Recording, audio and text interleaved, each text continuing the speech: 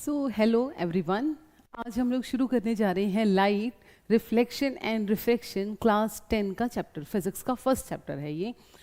इस चैप्टर में बच्चों को बहुत सारी प्रॉब्लम्स आती हैं कि वो इमेजिनेशन नहीं करवाते हैं। हमें इमेजिनेशन करना है भाई, लाइट को भी हम इमेजिन कर सकते हैं as a wave, as a ray, as a particle. तो उन सारी चीज़ों की इमेजिनेशन कैसे करनी है, और एक्चुअल में बाउंस बैक या लाइट मुड़ता है। जब कॉन्वेक्स मिरर के ऊपर लाइट गिरती है तो उस टाइम पे क्या होता है कि लाइट किधर जाएगी, हमें बड़ी कन्फ्यूज़न होती है। इन सारी कन्फ्यूजन्स को दूर करने के लिए आज ही आप वीडियो देखिए, आपकी सारी की सारी कन्फ्यूजन्स दूर हो जाएंगी। पहला टॉपिक जो है that is the reflection of light.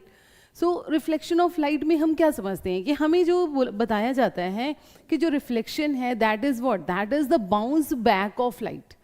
तो उसी तरह से मैंने क्या किया है, मैंने लाइट को, फोटोन को एज अ बॉल एज्यूम कर लिया है। आप भी कर सकते हैं बिल्कुल। क्यों? क्योंकि लाइट जो है आपकी बुक में लिखा हुआ है, एनसीईआरटी की बुक में लिखा हुआ है, the light is what, it is stream of particles. Stream of particles, stream का मतलब होता है बहाव, है ना, बहे जा रही है। जैसे पानी है, नदी में पानी बह रहा है, उसी तरह से यहाँ पे हमारे पास लाइट के पार्टिकल्स, इलेक्ट्रोमैग्नेटिक वेव के पार्टिकल्स मूव कर रहे हैं। उनको हमने, पार्टिकल्स का जो नाम होता है बच्चे, वो होता है फोटोन। तो हम सारे पार्टिकल्स की बात नहीं करेंगे, हम एज्यूम करने के लिए सिर्फ एक मैं बोल रही हूँ कि हमारे हाथ में क्या है, मान लीजिए एक बॉल है, और बॉल को जब आप इंसिडेंट करोगे, बॉल को जब आप मारोगे किसी सरफेस के ऊपर, तो क्या क्या पॉसिबिलिटीज आती है बच्चे। अब हमें तो यही लगता है कि हमें बॉल को अगर आप ऐसे इंसिडेंट करोगे बॉल ऐसे ही जाएगी, बट हमेशा ये केस नहीं होगा। क्यों? क्योंकि अगर ये जो सरफेस है इस तरह का रहा तो उस टाइम पे तो ये चीज़ आएगी। पर मान लीजिए आप ऐसी रोड के ऊपर बॉल को बाउंस कर रहे हैं तो उस टाइम पे क्या होगा, है ना, इमेजिन करके देखिए उस टाइम पे क्या होगा। उस टाइम पे बॉल आपने ऐसे मारी, ऐसे ना जाने की बजाय बॉल इधर चली गई, बॉल इधर चली गई, बॉल वापस आ गई। तो इसका मतलब हुआ क्या कि यहाँ पे हमारे पास रेगुलर रिफ्लेक्शन नहीं आता है। ये हमारे पास रेगुलर रिफ्लेक्शन है, इसको रेगुलर रिफ्लेक्शन बोला जाएगा। कब? जब आपका सरफेस जो होगा वो होगा हमारा स्मूथ। बट अगर यही चीज आपके लिए इस तरह से टूटी फूटी आ जाए, टूटी फूटी in the case irregular surface, तो इर्रेगुलर सरफेस इस तरह से होता है। अब आपके दिमाग में आ भी रहा होगा कि ऐसा सरफेस लाइट के लिए कहाँ है भाई। जो कोई भी सरफेस आप उठा लो, माइक्रोस्कोप के अंडर में जब आप देखेंगे तो उस टाइम पे इस तरह का ही हमें दिखाई देता है। चाहे वो ग्लास हो, जो कांच है हमारा, जैसे कांच है, ये विंडोज लगी हुई हैं, तो ये भी जब माइक्रोस्कोप के अंडर देखोगे आपको ऐसे ही दिखेगा। ठीक है, तो कुछ हल्का सा आप देखना कभी भी, जैसे मेरे सामने लगा हुआ है डोर, इसमें क्या है, मेरा इमेज भी दिखाई दे रहा है। ठीक है, तो कुछ ग्लासेस ऐसे होते हैं जो पार्शली रिफ्लेक्ट करते हैं और पार्शली ट्रांसमिट करते हैं। तो रिफ्लेक्शन आ रहा है तो इसका मतलब क्या है, वहां पे भी कुछ ना कुछ हो रहा है। तो मुझे सिंपल सी बात है, अगर ये चीज़ ऐसी है, टूटी फूटी है, इस पे क्या करो, एक पेस्ट बनाओ और उस पेस्ट को लाके इस पे फिल कर दो। फिर कैसा, फिर इसके ऊपर ग्राइंडर चला दो। ग्राइंडर चलाने पे क्या होगा, आपका सरफेस ऐसा बन जाएगा। वही सेम चीज़ यहाँ होती है, हमारे पास सरफेसेस होते हैं ऐसे, इसको क्या कर देते हैं हम लोग, पॉलिश कर देते हैं। आप देखना, मिरर बनाने के लिए सबसे ज़रूरी चीज़ क्या होती है, पॉलिशिंग होती है।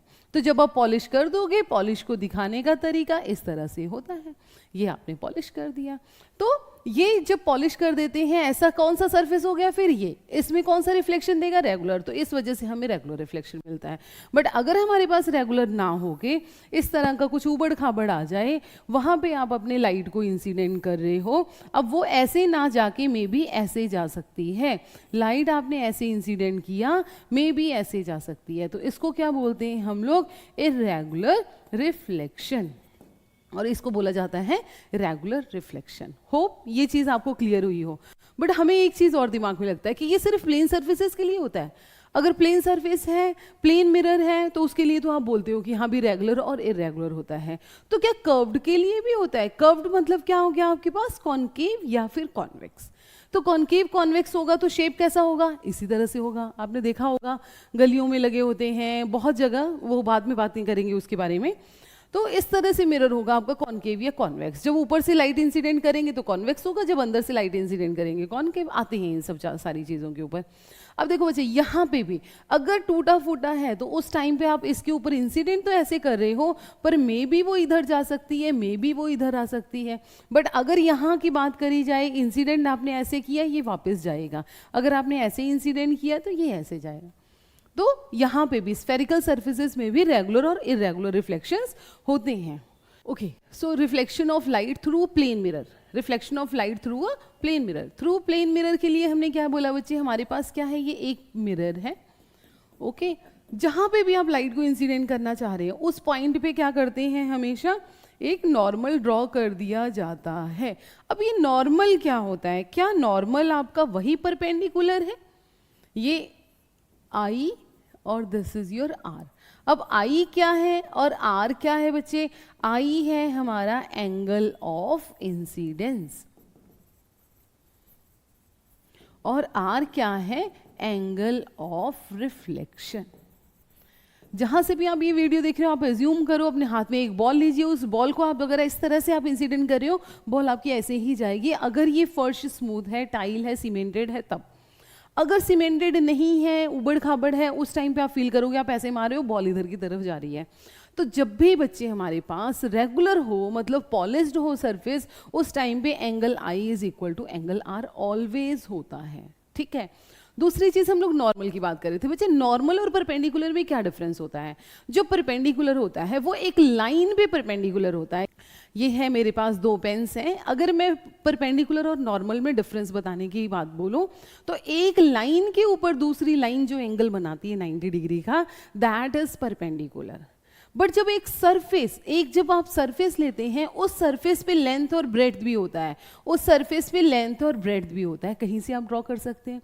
अब आपको क्या करना है, इसके ऊपर नॉर्मल ड्रॉ करना है। नॉर्मल का मतलब क्या है, वो लाइन जो इसके ऊपर भी 90 डिग्री बनाए, इसके ऊपर भी 90 डिग्री बनाए, तो क्या होगा, थर्ड एक्सिस प्लेन के ऊपर परपेंडिकुलर, उस चीज को हम बोलते हैं नॉर्मल। तो मेरा प्लेन ये है, इसके ऊपर नॉर्मल ये है, क्योंकि कहीं पे भी आप इस पॉइंट पे नॉर्मल ड्रॉ कर रहे हो, मतलब आपने ये लेंथ और ब्रेड्थ ड्रॉ करा, इसके ऊपर क्या है, दोनों एक्सिस के ऊपर पर 90 डिग्री बन रहा है, तो ये होता है नॉर्मल। इसमें कंफ्यूज नहीं होना है। ओके, सो ये चीज है। अगर इमेज की बात करूं मैं, इमेज कैसे बनता है इसमें, अगर मेरे पास एक कोई भी चीज है, जो भी आप लेना चाह रहे हैं, एक बॉल ले लेते हैं, आप कहोगे मैम बॉल के पीछे ही पड़ गई हैं, एक बॉल ले लेते हैं, उस बॉल को कहाँ रखा है, लाइट में रखा हुआ है बच्चे। ऐसा नहीं अंधेरे में आपने बॉल को रख दिया और फिर आप कह रहे हो मैम अब तो हमें इसको इमेज बनाना है, पीछे देखना है, ये करना है, वही नहीं दिखाई देगा। क्यों, क्योंकि जब लाइट, जो बल्ब है आपका, उससे लाइट गिरेगी तो इसके ऊपर पड़ेगी, इस तरह से चारों तरफ से ये क्या है, ये लाइट आएगी। अब इसके ऊपर लाइट आई तो लाइट आके इससे रिफ्लेक्ट होगी, तो वो रिफ्लेक्शन जहां जहां जाता है वहां वहां आगे अपना काम करता है। तो मैंने बोला कि मेरे पास जो बॉल थी उसके ऊपर जो लाइट पड़ी, इससे इंसिडेंट होके वो जा रही है सरफेस पे, नॉर्मली भी गिर रही है और इस तरह से भी गिर रही है। तो आपको करना कुछ नहीं है, आपको एज्यूम करना है, फॉर एग्जाम्पल आपके हाथ में बॉल है, बस एक बॉल को अगर आप ये देखो, ये रे की डायरेक्शन जो दिख रही है, लाइट की जो डायरेक्शन दिख रही है, उसी डायरेक्शन में आप अपनी बॉल को मारो इस तरह से। जब आप बॉल ऐसे मारोगे तो कैसे आएगा, वापस ऊपर, तो इस तरह से इसकी रिफ्लेक्शन इसी तरह से जाएगी। अब हमने बॉल को ऐसे मारा है, जब ऐसे बॉल मारेंगे तो इस तरह से जाएगा, तो इसका मतलब मैं अगर यहाँ नॉर्मल ड्रॉ कर दूँ, जो एंगल ये है वही एंगल नेक्स्ट बनेगा, ये मेरे पास आ जाएगा। और तीसरा क्या है, अगेन इसके ऊपर नॉर्मल ड्रॉ करो, ये एंगल है, ये एंगल है, यहाँ पे इस तरह से हो जाएगा। अब ये लाइंस क्या मिलती हुई नजर आ रही है, बिल्कुल नहीं। फिर क्या करेंगे, इसको हम लोग बैक मीट करके देख लेते हैं, क्या कहीं पे सारी की सारी लाइंस मिल रही हैं। तो यहाँ पे सारी की सारी लाइंस हमारी मिल रही हैं। आपको सरप्राइज होगा, आप देखो सिर्फ 3 लाइंस, मैं अगर इसमें इनफाइनाइट लाइंस अगर मैं ड्रॉ तो नहीं कर सकती हूँ, अगर आप थाउजेंड्स ऑफ थाउजेंड्स लाइन आप ड्रॉ करना चाह रहे हो ना, और उसका ढंग से बच्चे बहुत ध्यान से उसकी रिफ्लेक्शन जब आप शो करोगे ना, एंगल बिल्कुल एक्यूरेट मेजर करके, तो आप देखना आपकी जो बैक मीट की लाइन होगी वो कहाँ मीट करेगी, उसी पॉइंट पे मीट करेगी। इस वजह से मिरर बहुत अच्छा रिफ्लेक्शन देता है और इमेज हमारा जो बनता है वो क्या होता है, शार्प। जितनी रेज इसके ऊपर पड़ेंगी इससे आके, वो सारी की सारी रे एक पॉइंट पे दिखेंगी, और एक पॉइंट पे दिखने का मतलब क्या है, वहां पे हमें वो चीज दिखाई देने लग जाती है। क्लियर हुई बात। अगर यही चीज मैं बोलूं कि भाई चलो, आपको लगे कि भाई इर्रेगुलर में क्या होता है, इर्रेगुलर मतलब आपकी दीवार, रूम्स की दीवारें, रूम्स के डोर्स, बेंचेस, फर्श, ये सारी चीजें क्या है, लाइट के लिए वही उबड़ खाबड़ वाला रास्ता। अब उबड़ खाबड़ रास्ते में क्या करा हमने, इस तरह से वो रख दिया। समझो ये हमने वॉल के फ्रंट में हमने बॉल को रखा हुआ है, लाइट अभी भी जल रही है, अगर लाइट जलेगी तो इसके ऊपर इंसिडेंट कलर हम लोग वही लें जो उसमें हमने लिया हुआ था। सो ये बल्ब है, सॉरी बॉल है जो लाइट में रखा हुआ है, जब इसके ऊपर इंसिडेंट करोगे रेस को तो रे तो इससे ऐसे ही आएगी, बॉल तो आप ऐसे ही मारोगे, पर जब बॉल ऐसे मारोगे तो वो जाएगी कैसे? क्या इसमें बॉल आपने ऐसे मारी तो ऐसे जाएगी? नहीं, मे बी पॉसिबिलिटी है वो इधर चली जाए, यहाँ पे मे बी पॉसिबिलिटी है इधर चली जाए, यहाँ पे मे बी पॉसिबिलिटी है इधर चली जाए। मिल तो अभी भी नहीं रहा है, ज़्यादा से ज़्यादा 2 लाइनें मिल रही हैं, 2 लाइनें मिलने में कौन सा हमें इमेज शार्प दिखाई देगा? देगा ही नहीं। दूसरी चीज़ हमें लग रहा है बैकमीट कर लेते हैं, तो चलो बैकमीट करके देख लेते हैं, ये दोनों इस पॉइंट पे मिल रहे हैं, और अगर मैं इसको मीट करूं तो ये मिल ही नहीं रहा है। तो क्या सारी की सारी जो यहाँ पे इंसिडेंट करने के बाद रिफ्लेक्टेड रे एक पॉइंट पे मिल रहा है? बड़ा वाला नो है। और यहाँ पे देखिए प्रॉपरली ये चीज़ यहाँ पे मिल रही है।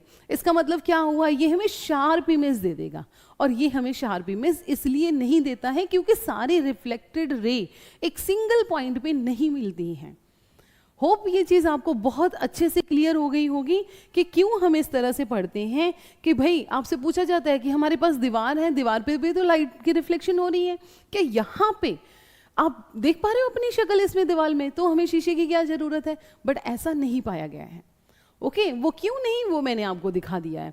ओके, नेक्स्ट बच्चे देखिए, जो हमने ये चीजें ऑब्जर्व करी हैं उन्हीं सारी चीजों को इकट्ठा कर दिया गया और उसका नाम दे दिया गया लॉ ऑफ रिफ्लेक्शन। अब मुझे बताइए, अगर मेरा रोड स्मूथ है, ध्यान से, अगर रोड स्मूथ है तो अगर आप ऐसे बॉल इंसिडेंट कर रहे हो, बॉल ऐसे जाएगी, बॉल ऐसे इंसिडेंट कर रहे हो, ऐसे जाएगी। तो इसका मतलब क्या है? जो लॉ ऑफ फर्स्ट रिफ्लेक्शन है वो क्या कहता है? So angle of incidence I must be equal to R, but ध्यान रखना है for regular reflection. Regular reflection किस में होता है? स्मूथ सरफेस में होता है। अब बच्चों से जब मैं पूछती हूँ कि हाँ भाई बताइए, आप ये जो लॉ ऑफ रिफ्लेक्शन है ये होल्ड करता है रेगुलर के लिए, इरेगुलर के लिए, दोनों के लिए? तो कंफ्यूज हो जाते हैं कि मैम फर्स्ट वाला तो करता है, सेकंड वाला पता नहीं, सेकंड वाला करता है नहीं करता है, बहुत सारे क्वेश्चंस होते हैं बच्चे। यहाँ पे भी देखो सेकंड क्या है, सबको पता है, आप लोग जो पढ़ रहे हैं कि इंसिडेंट रे, नॉर्मल एंड यहाँ पे रिफ्लेक्शन रह गया, रिफ्लेक्टेड रे रह गया है। Normal at the point of incidence, यहाँ पे बच्चे होगा reflected ray. Reflected ray 3 lines होती है ना, ये इंसिडेंट है, ये हमारी रिफ्लेक्शन है, ये नॉर्मल है। ये जो तीनों लाइंस हैं, those 3 lines must lie in same plane. अब सेम प्लेन का मतलब क्या हुआ? जैसे नॉर्मली ये हमारे पास रिफ्लेक्टिंग सरफेस है, देखो ये वाला जो है नीचे रखा हुआ वो शीशा है, मिरर है, और इसके ऊपर क्या कर दिया आपने? एक प्लेन रखा है। अब ऐसा क्यों रखा गया है? क्योंकि बच्चे देखो, बिल्कुल बहुत ध्यान से इस चीज़ को समझना है, बिल्कुल आपको ऐसे दिख जाएंगी चीज़ें कि हाँ भी सचमुच में क्या ऐसा ही हम लोग पढ़ सकते थे पहले भी। अब देखिए क्या किया हमने, बॉल को ऐसे करके मारा। जब मैं स्मूथ सरफेस के ऊपर बॉल को ऐसे मार रही हूँ, बॉल इसी प्लेन में, इसी लाइन में जाएगी। अगर मैं यहाँ पे एक दीवार खड़ी कर दूँ तो उसी के ऊपर जाएगी ये, है ना, सेम, वो अपनी डायरेक्शन इधर और इधर नहीं चेंज कर देगी। बट अगर ये रोड टूटी हुई है तो क्या होगा? आप ऐसे मारोगे इधर चली जाएगी, आप ऐसे मारोगे इधर चली जाएगी। मतलब वो जो वॉल हमने एक बनाया था जिसके ऊपर निशान बनाना था, उसके ऊपर लाइट नहीं गई है। और चीज़ें अच्छे से समझ सकते हो, ये अगर हम लोग बात करें कि मेरे पास ये 3 है, देखिए ये चीज़ ऐसे है ना, ये ऐसे दिखाई दे रहा है हमें। अगर इन तीनों को मैं ये सामने वाले प्लेन में ड्रॉ कर सकती हूँ, है ना, इन तीनों को मैं सामने बोर्ड पे ड्रॉ कर सकती हूँ।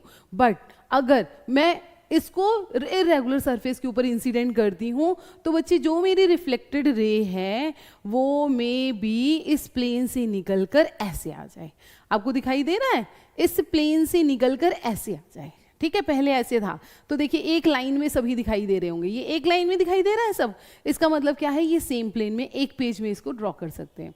बट जैसे ही आपने सरफेस को बदला, उसको रफ सरफेस पे इंसिडेंट करा, तो लाइट हमारी ऐसे भी हो सकती है, लाइट हमारी ऐसे भी जा सकती है। तो इसका मतलब क्या हुआ? अगेन वही चीज, if the surface is not smooth, all these three are not lie in the same plane. अगर सरफेस हमारा स्मूथ है तो लाई करेगा। तो कहने का मतलब ये जो दोनों लॉज हैं वो किसके ऊपर फॉलो करेंगे, किसके ऊपर वैलिड रहेंगे? Only for the regular reflection, not for the irregular reflection. ठीक है, तो ये हमने दिखाने की कोशिश करी है। तो आप देख सकते हो ये मिरर है जिसको रिफ्लेक्टिंग सरफेस बोल दिया, ये हमारे पास प्लेन है जिसमें सारी हमारी लाइंस है, इंसिडेंट रे, रिफ्लेक्टेड रे और नॉर्मल। ओके, ये देखिए, ये इसमें प्लेन में है, ये पीछे की तरफ जा रही है, लाइट ऐसे इंसिडेंट हुई, ये पीछे की तरफ गई। तो यहाँ पे हमने देख लिया कि ये क्या है, इर्रेगुलर सरफेस के लिए। ओके, ये चीज क्लियर हुई होगी आपको। तो क्या हमें लगता है कि स्फेरिकल के लिए भी ये चीज इसी तरह से आएगी? तो स्फेरिकल के लिए क्या करना है बच्चे हमारे पास? जैसे मैंने बोला कि अभी हमारे पास प्लेन मिरर था, अब स्फेरिकल की बात आ गई कि भाई हमें स्फेरिकल मिरर्स की जरूरत क्यों पड़ी। अभी इसके पहले क्या था, हमारे पास प्लेन मिरर था, और प्लेन मिरर हमारे घरों में लगा होता है, जिसमें क्या होता है, जैसे हम हैं एज इट इज उसमें वैसा ही दिखाई देते हैं। ना साइज छोटा, ना बड़ा, ना मुंह टेढ़ा, ये वो कुछ भी नहीं, जो हो एज इट इज, जितनी दूरी पे खड़े हो उतनी दूरी पे ही दिखाई देता है। बट अब क्या हुआ, अब जैसे फॉर एग्जाम्पल मान लीजिए कि हमें रियर व्यू, मतलब हमें कार बनानी है और उस कार के साइड में हमें अपना रियर व्यू मिरर लगाना है। क्यों लगाना है भाई? ताकि पीछे से ट्रैफिक दिखाई दे पाए, पीछे से इतना बड़ा ट्रक दिखाई दे पाए। और हमें पता है अगर इतना बड़ा ट्रक है तो प्लेन मिरर लगाने के लिए उतना ही बड़ा प्लेन मिरर बनाना पड़ेगा, तो फिर तो बस बन गई गाड़ी। तो कार, बाइक, स्कूटीज आप देखते हो साइड मिरर लगे होते हैं। वहां पे हमारा एम क्या होता है, जो हमारी रिक्वायरमेंट होती है, वो रिक्वायरमेंट क्या होती है कि हमें जो साइज होता है वो बहुत बहुत बहुत छोटा चाहिए, ताकि हमें पता चल पाए कि हाँ भी कहाँ पे है। दूसरा, कई बार हमें इनलार्ज, जैसे डेंटिस्ट हैं वो उनको कैविटी देखनी है, ठीक है, और बहुत सारी जगह पे सैलून में हो गया, क्या करते हैं साइज को बड़ा करके देखना है। उस टाइम पे क्या होगा, मिरर वैसा यूज करना है जिसमें हमें बड़ी चीज दिखाई दे, छोटी सी चीज बड़ी हो गई, जूम होके दिखाई दे। तो इस वजह से यहाँ पे हम लोग अलग टाइप के मिरर्स यूज करते हैं। इसके लिए मिरर यूज किया जाता है कॉन्वेक्स, इसके लिए मिरर यूज किया जाता है कॉनकेव। तो होप आपको समझ में आया होगा कि ये मुसीबत हम क्यों पढ़ने जा रहे हैं। स्फेरिकल मिरर ही बच्चों को टफ लगता है, तो ये पढ़ने का कारण क्या है कि हमें हमारी रिक्वायरमेंट, भाई हम इतनी आगे बढ़ते जा रहे हैं तो क्या कार में मिरर, प्लेन मिरर लगाकर घूमेंगे? नहीं, तो ये तो बहुत पहले ही डिस्कवरी हो चुकी है। चलिए, सो होता क्या है, देखो जैसे ये हॉलोस्फीयर है बच्चे, कांच का बना हुआ है, तो इसमें क्या किया, एक लेयर निकाल ली इन्होंने बाहर, तो ये लेयर हमने बाहर निकाल ली। जैसे फॉर एग्जाम्पल आपके पास ऑरेंज है, उस ऑरेंज को जब हमने पील किया तो जो उसका पील है, जो उसका छिलका है, वो कैसा होगा, इस तरह से होगा। ठीक है, तो वही चीज हमने साइड में कर लिया। और दूसरा क्या है, दूसरा एक और ले लिया हमने इधर से। बच्चे पेंट करना है तो पेंट करने के लिए आप इधर से पेंट कर सकते हो और एक बाहर से पेंट कर सकते हो। तो आपको पता है जो बाहर से पेंट करते हैं उसको क्या बोलते हैं, कॉनकेव मिरर बोलते हैं, और जो अंदर से पेंट होता है उसको बोलते हैं कॉन्वेक्स। इसको और तरीके से समझ सकते हैं, जो बाहर, ये मेरा रिफ्लेक्टिंग सरफेस है, इस चीज को समझिए क्या है हमारे पास ये मिरर आ गया है ना, उसके पहले अगर पॉलिश नहीं किया है तो ये क्या है, ग्लास है। अब उस ग्लास को पेंट करना है, ये कांच है इस शेप का आपके पास, अब उसको पेंट करना है। तो पेंट करने के दो मेथड्स हैं, एक आप अंदर से पेंट कर सकते हो, एक आप बाहर से पेंट कर सकते हो। तो जब अंदर से पेंट करोगे तो क्या अंदर यहाँ पे ऑब्जेक्ट रखोगे, नहीं, फिर ऑब्जेक्ट हमें इसके सामने रखना पड़ेगा, तो इसको घुमा देना पड़ेगा। ये बल्ज आउट वाला जो पोर्शन होगा that will be the reflecting surface. इस जो पेंट नहीं है, घर में शीशा देखना आप, जिस पे पेंट नहीं होता है वो सामने होता है, और जो बैक वाले पे हमारे पास पेंट होता है उसको दीवार की तरफ लगाते हैं। तो अगर इस पे पेंट है तो ये पीछे की तरफ रहेगा, इस पे पेंट नहीं है तो इसके सामने ऑब्जेक्ट रहेगा। क्लियर है, ठीक है। और दूसरा हमने ये मिरर जो बल्ज आउट, रिफ्लेक्टिंग सरफेस कैसा है, बल्ज आउट, तो इसका मतलब ये कौन सा मिरर हुआ, कॉन्वेक्स मिरर हो गया। दूसरा पार्ट इसको हमने रख दिया, अब दूसरा फिर लेकर आए, वही वाला ग्लास जो हमने काटा है इसमें से, अब इसको क्या करा हमने, अंदर से पेंट कर दिया। ठीक है बेटा, देखो सिर्फ ये समझाने के लिए बता रही हूँ, इसको बनाने का मैन्युफैक्चरिंग का तरीका और होता है, उसको अलग तरीके से बनाया जाता है। ठीक है, वो हमारे काम की चीज़ नहीं है, बट हाँ आपके दिमाग में एक इमेज बनना चाहिए कि एक्चुअल में क्या है ये, तो इस वजह से मैं इस तरह से समझा रही हूँ। तो हमारे पास क्या है बच्चे, ये सरफेस, इसको मैंने अब क्या किया, यहाँ से पेंट कर दिया। अब जब पेंट यहाँ से कर दिया तो ये कैसा है, विदाउट पेंट। कौन सा सरफेस हो गया, रिफ्लेक्टिंग। सामने रखेंगे अपने ऑब्जेक्ट यहाँ पे, ये कौन सा मिरर हो जाएगा हमारा, कॉनकेव मिरर हो जाएगा। ओके ठीक है, तो ये सारी चीज़ें हैं इसकी, और इसके टर्म्स को बाद में डिस्कस करते हैं। इसमें पहले कॉनकेव मिरर की बात करते हैं, रिफ्लेक्शन पहले मुझे पढ़ाना। सो मुझे रिफ्लेक्शन ऑफ कॉनकेव मिरर पहले बताना है आपको कि क्या करना है हमें, ठीक है। तो मिरर लिया था, मिरर का जो सेंटर है बच्चे, वो सेंटर क्या होता है हमारा, पोल होता है, और उस पोल से जो लाइन, अच्छा ये कहाँ से लिया था हमने, ये एक स्फीयर से लिया था। उस स्फीयर का एक सेंटर होगा जिसको सेंटर ऑफ कर्वेचर बोला जाता है। अब कर्वेचर क्या है, जो ये हमने लिया है मिरर, ये कर्व है ना, तो इसलिए इसका नाम कर्व, किसका सेंटर है, इस कर्व का है, तो इस सेंटर को बोल देते हैं सेंटर ऑफ कर्वेचर। क्या ये सेंटर ऑफ कर्वेचर इसमें आ रहा है, नहीं आ रहा है। क्या ये सेंटर ऑफ कर्वेचर इसके ऊपर लाई कर रहा है, मिरर का पार्ट है, नहीं है। ये क्वेश्चन आपसे पूछा जाता है। अब हमने एक लाइन पास करा दी सेंटर ऑफ कर्वेचर से पोल के बीच में, उस लाइन को बोलते हैं प्रिंसिपल एक्सिस। घबराना नहीं है, सेम वही है, देख के डरना नहीं है। अभी हमने देखो नॉर्मली हमें पता है सरफेस जब हमने प्लेन वाला लिया था, उस प्लेन सरफेस के ऊपर नॉर्मल ड्रॉ करके इंसिडेंट और ये reflected ray I is equal to R था, सबको पता है। अब ये बच्चे सर्कल है, स्फीयर है, और स्फीयर या सर्कल का हमने क्लास में पढ़ा हुआ है। अगर मैं सेंटर से एक लाइन पास करा दूं तो इस पॉइंट पे एंगल कितना बनाएगा, 90। अगर मैं सेंटर से एक लाइन पास करा के सरफेस पे टच करा दूं तो ये एंगल बनाएगा 90, ये एंगल बनाएगा 90, ये एंगल बनाएगा 90। तो कहीं पे भी रेडियस आपका टच करेगा जब सरकमफ्रेंस को, तो सरकमफ्रेंस से एंगल कितना बनाता है, 90 डिग्री। पहली चीज। दूसरी चीज, पार्टिकल फोटोन है जो कि बहुत बहुत बहुत छोटा है। लाइट के पास इतनी बुद्धि नहीं है, इतना दिमाग नहीं है कि भाई रास्ता कर्व्ड है तो मुझे इधर जाना है, और ऐसे मुड़ा हुआ है, ऐसे उबड़ खाबड़ है, कुछ नहीं। वो क्या करता है, वो लॉ ऑफ रिफ्लेक्शन को फॉलो करता है, ठीक। तो सेम वही चीज़ है, जैसे मान लीजिए एक चींटी है, अगर चींटी सीधी लाइन पे जा रही है और या फिर इस तरह से उसका पाथ बन गया है, तो क्या उसको पता चलेगा मैं ऐसे ऐसे में जा रही हूँ? क्यों? क्योंकि जब वो छोटे छोटे पार्ट्स को इसको कट करेगी तो वो कैसा पार्ट उसके लिए रहेगा, उसके लिए लीनियर रहेगा। उसी तरीके से अगर हम लोग इसकी बात करें तो यहाँ पे अगर मैं इसको कट करती हूँ तो हर एक छोटा सा पार्ट कैसे एक्ट कर रहा है, लीनियर। तो इसी में से थोड़ा सा पार्ट उठा लो आप। जब लाइट इसके ऊपर इंसिडेंट होगी तो law of reflection he follow होगा। नॉर्मल के साथ ये एंगल I और R सेम बनेगा। यही बात मैं समझाना चाह रही हूँ। देखिए, अब कोई भी आप जहां से भी आप कहो, मैं कह रही हूँ एक पैरेलल रे, मैंने इसमें से मैं पैरेलल रे लेकर आई, मैंने यहाँ पे इंसिडेंट कराया। अब जब पैरेलल रे यहाँ पे इंसिडेंट कराएंगे तो उस टाइम पे क्या होगा बताइए। इस पॉइंट पे हम लोग क्या करते थे, जहां पे भी रे हमारी आती थी उस पॉइंट पे पहले नॉर्मल ड्रॉ कर देते थे। जिस पॉइंट पे हमने इंसिडेंस किया है उस पॉइंट पे नॉर्मल ड्रॉ कर दो। स्फीयर का नॉर्मल, सर्कल का नॉर्मल कहाँ से पास होता है, सेंटर में से, तो सेंटर में से पास करा के मैंने एक नॉर्मल ड्रॉ कर दिया। क्लियर है इतनी बात। फिर नॉर्मल के साथ इंसिडेंट एंगल कितना बनाता है, I। अब यहाँ पे ये इंसिडेंट है, ये नॉर्मल है, एंगल कितना बनाएगा, I। अब बताइए, अब जो दूसरी रे है वो आपको समझ में आ रहा होगा कि जो रिफ्लेक्टेड रे होती है नॉर्मल के साथ ही एंगल बनाती है। इस वजह से अगर मैं इधर की तरफ मोड़ दूं तो ये रिफ्लेक्टेड रे इंसिडेंट रे के साथ एंगल बनाने लगेगा, जो कि टोटली गलत है। तो ये क्या करेगा, नॉर्मल के साथ एंगल बनाने के लिए सेम उतना एंगल बेंड होगा और इस तरह से देखो पास हो रहा है। ये है R। तो मैंने कुछ भी नहीं किया है, देखो अपने आप। अगर ये हमारा R है तो ये क्या है, R/2। इसको बोल देते हैं फोकस। इस पॉइंट को क्या बोल देते हैं बच्चे, फोकस बोल दिया जाता है। होप क्लियर हुआ होगा आपको।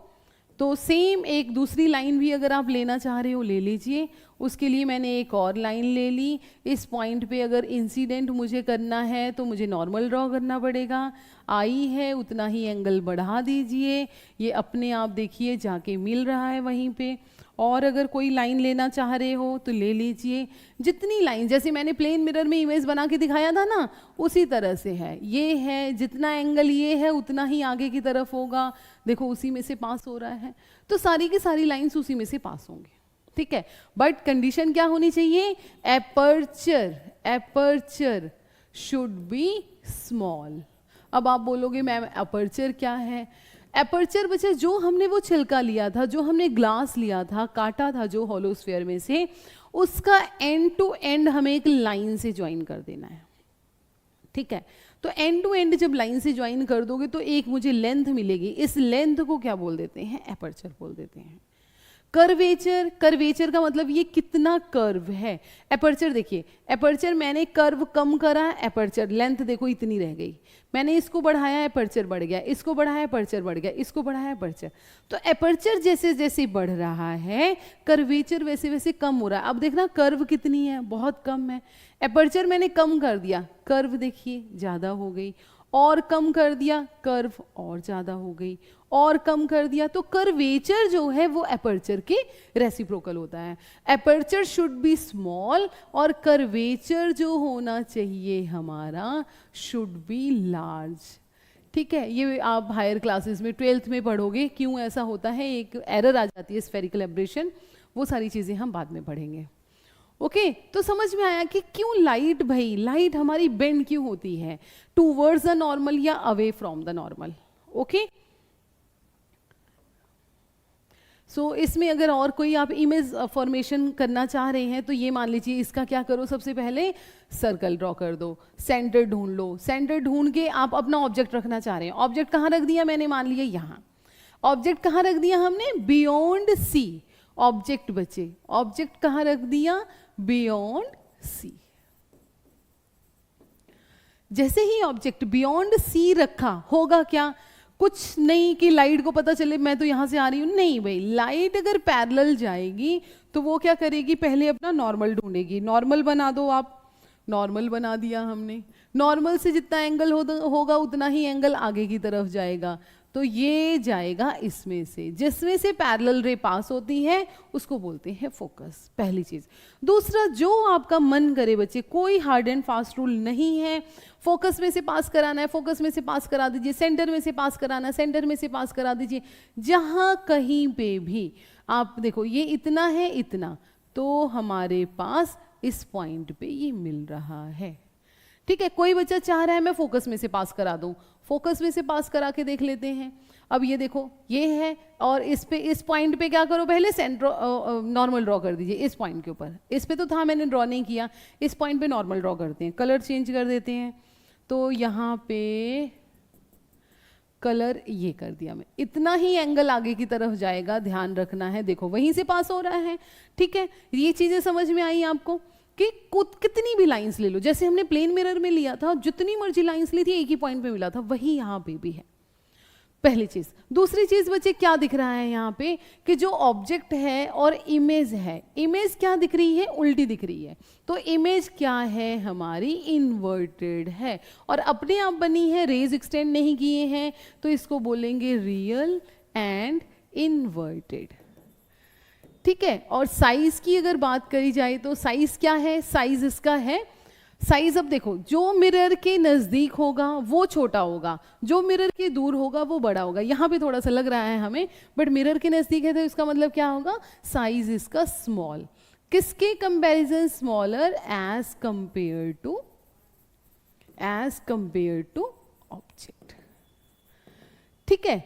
और इन्वर्टेड होगा इस तरह से, तो ये बड़ा इजी है, इसमें हमें बहुत ज़्यादा प्रॉब्लम नहीं होनी चाहिए। ओके आइए भी एक और इसमें रे डायग्राम चेक कर लेते हैं कि जब भी हमारे पास जो ऑब्जेक्ट है वो कहाँ पे पड़ा हुआ है, वो किसी और पोजीशन पे रख दिया था। पहले हमने माना था सेंटर हमारा यहाँ है, तो सेंटर के बियॉन्ड लिया है, अब हम लोग सेंटर के इधर की तरफ ले लेते हैं। एक और डायग्राम देख लेते हैं, रे डायग्राम। उसके पहले हमने क्या किया था कि सेंटर से हमने बियॉन्ड गए थे, वहाँ पे हमने ऑब्जेक्ट रखा था। अब जो रखने जा रहे हैं सेंटर और फोकस के बीच में रख दिया हमने। सेंटर और फोकस के बीच में रखने पे फिर क्या करना है आपको, वही एक पैरेलल लाइन ड्रॉ कर देनी है प्रिंसिपल एक्सिस के, पैरेलल लाइन ड्रॉ करोगे तो क्या होगा हमारे पास, अगर सेंटर ऑफ कर्वेचर में से रे जा रही है तो आपका रिफ्लेक्टेड रे फोकस में से जाएगी, ठीक है। दूसरा जो पास कराना चाह रहे हैं, फोकस में से पास कराना चाह रहे हैं, फोकस में से पास करा दीजिए। फोकस में से पास जब करवाओगे तो क्या हो जाएगा बच्चे, यहाँ पे ध्यान रखना है, इस रे को थोड़ा सा और अच्छे से एक्सटेंड कर दीजिए। इस पॉइंट पे क्या होगा, इस पॉइंट पे अगेन सेंटर ऑफ कर्वेचर से रे ड्रॉ करेंगे, जितना एंगल ये है उतना ही एंगल ये होगा, तो ये हमारे पास पैरेलल जाएगी। तो देखिए यहाँ पे इमेज बन रहा है इस पॉइंट पे, ये मेरा कौन है, ये ऑब्जेक्ट है, ये कौन है, ये इमेज है। तो इमेज क्या है, इमेज हमारा बहुत दूर बन रहा है मिरर से। अगर दूर बन रहा है तो साइज इसका इनलार्ज हो गया, इसका साइज कम, अपने आप रेज मीट हुई है, तो ये क्या है हमारा, रियल है, रियल है एंड इन्वर्टेड है, ठीक है। ये एक हो गया। एक और, अगर आप वर्चुअल इमेज चेक करना चाह रहे हैं, इसका वर्चुअल कैसे आता है, उस टाइम पे क्या करना है हमें, फोकस हमारा ये था और फोकस और पोल के बीच में आपने अपना ऑब्जेक्ट रख दिया। अगर फोकस और पोल के बीच में ऑब्जेक्ट रख रहे हैं तो क्या करेंगे हम लोग, एक अगेन पैरेलल रे आपको ड्रॉ करना है। पैरेलल रे, पैरेलल कहाँ से जाता है हमारा, फोकस में से पास होता है, ये हो गया। दूसरा, आप कहीं से भी पास करा दो, इस पॉइंट पे अगर हम इंसिडेंट करवाते हैं, जितना एंगल ये उतना एंगल रिफ्लेक्शन सॉरी, ये अब आपस में यहाँ पे मीट करेगा, नहीं मीट करेगा, तो इसको क्या करना पड़ेगा, हमें बैक मीट करना पड़ेगा। तो जहाँ पे बैक मीट हो रहा है that is your image A dash and B dash. So ये इमेज क्या बन गया, ये इमेज आपका वर्चुअल इमेज हो गया। क्यों, क्योंकि यहाँ पे रेस को हमें एक्सटेंड करना पड़ा है, और रेस को अगर आप एक्सटेंड करोगे तो आपके पास वर्चुअल इमेज मिलेगा। वर्चुअल के साथ साथ ये सीधा दिख रहा है, ये हमेशा सीधा होगा अगर वर्चुअल होगा, तो इसको बोलते हैं वर्चुअल एंड इरेक्ट। साइज में चेक करिए, साइज इसका छोटा था, इमेज का साइज बड़ा है, तो साइज हमारा बड़ा हो गया। ये किसके लिए यूज होगा, वहीं जहां हमें साइज ज़्यादा देखना है। फॉर एग्जांपल जैसे हम लोग देखना चाह रहे हैं सैलून में शेविंग के लिए, शेविंग मिरर यूज होते हैं, डेंटिस्ट यूज करते हैं, ठीक है, ओके ये चीज़। अब चलिए नेक्स्ट पे आते हैं। नेक्स्ट हमारे पास क्या है, कॉन्वेक्स मिरर। कॉन्वेक्स मिरर के लिए नेक्स्ट हमारे पास है कॉन्वेक्स मिरर। कॉन्वेक्स मिरर में भी सेम उसी तरीके से करना है। क्या करेंगे, ये अपना प्रिंसिपल एक्सिस को एक्सटेंड कर देते हैं। कहीं पे भी आप ऑब्जेक्ट रखना चाह रहे हो, आप ऑब्जेक्ट रख लो। आप इसके ऊपर जैसे ही रे इंसिडेंट करते हो, क्या होगा, अब ये किधर जाएगी, उसके लिए फिर प्रॉब्लम। तो क्या करेंगे हम लोग, ये मेरा ये सर्कल है और सर्कल का सेंटर कहाँ पे है, मान लीजिए सेंटर यहाँ पे है, तो इस पॉइंट पे क्या करेंगे हम लोग, इस पॉइंट पे नॉर्मल ड्रॉ करेंगे। नॉर्मल सरफेस के ऊपर हमेशा हमेशा सेंटर में से ही पास होता है, तो जितना एंगल ये है उतना ही एंगल हमें बढ़ाना है, तो हमारी रे ऐसे जाएगी।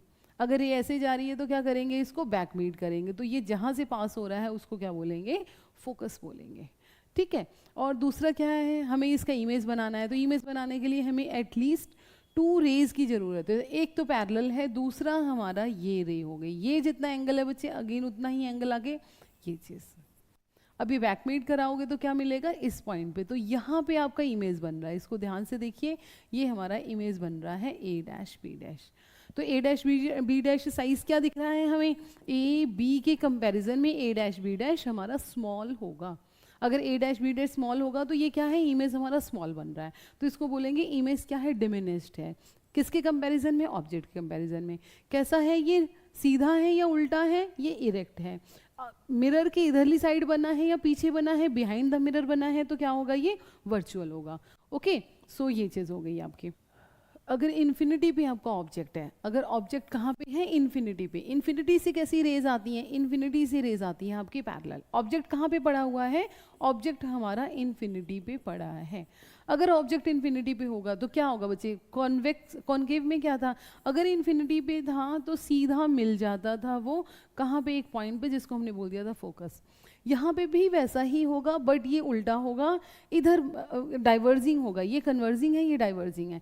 तो इसके लिए क्या करेंगे, अगेन सेंटर लेंगे, सेंटर से लाइन पास कराएंगे, तो ये जो रिफ्लेक्टेड रे है वो इस तरह से पीछे जाएगी। तो आप क्या करोगे, इसको ऐसे बैकमीट करोगे। जब बैकमीट करेंगे तो एक पॉइंट पे ये रेज मिल रही हैं, तो ये पॉइंट कौन सा है, ये है फोकस, ठीक है। तो इसका फोकस हमारा कहाँ पे लाई कर रहा है, देखो मिरर के उधरली साइड पे लाई कर रहा है। ये चीज़ हो गई हमारे कॉन्वेक्स मिरर। तो कॉन्वेक्स मिरर में हमेशा जो साइज है, इसमें साइज जो होगा वो क्या रहेगा, डिमिनिश्ड ही रहेगा, ठीक है, डिमिनिश्ड होता है।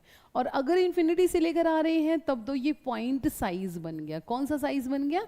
पॉइंट साइज बन गया। ठीक है, एक चीज़ रहती है हमारी साइन कन्वेंशन। साइन कन्वेंशन के लिए अगर हम लोग चेक करें तो साइन कन्वेंशन में कंफ्यूज नहीं होना है। साइन कन्वेंशन जब आप लेने जा रहे हैं, नेक्स्ट क्लास में आपको न्यूमेरिकल्स करवा देंगे। साइन कन्वेंशन में क्या होता है बच्चे, अगर मिरर है आपका ऐसा, तो ये कौन है? ये मेरा पोल है। ओरिजिनली हम मानते हैं ये मेरा ज़ीरो है। ज़ीरो से इधर आते हैं नेगेटिव होता है, ज़ीरो से इधर जाते हैं पॉजिटिव होता है। इसका ज़ीरो कौन है? पोल। पोल के इधर आएंगे नेगेटिव होगा, पोल के इधर आएंगे पॉजिटिव होगा। हमेशा डिस्टेंस लेना है हमें पोल से ही। तो अगर ऑब्जेक्ट यहाँ पे रखा जाता है तो ऑब्जेक्ट का डिस्टेंस हमारा u नेगेटिव होगा। इमेज अगर इधर बन रहा है तो इमेज हमारा प्लस v होगा। अगर इमेज यहाँ पे बन रहा है तो ये हमारा पोल से इधर आ रहे हैं नेगेटिव होगा। वैसे y एक्सिस में जब जाती हैं ऊपर होता है पॉजिटिव, नीचे होता है नेगेटिव, है ना। तो यहाँ पे भी वैसे ही, अगर नीचे है तो माइनस एच डैश होगा, ऊपर है तो h है प्लस, ये कौन है? प्लस h डैश है। तो ये सिंपल, बहुत सिंपल है हमारा साइन कन्वेंशन। ओके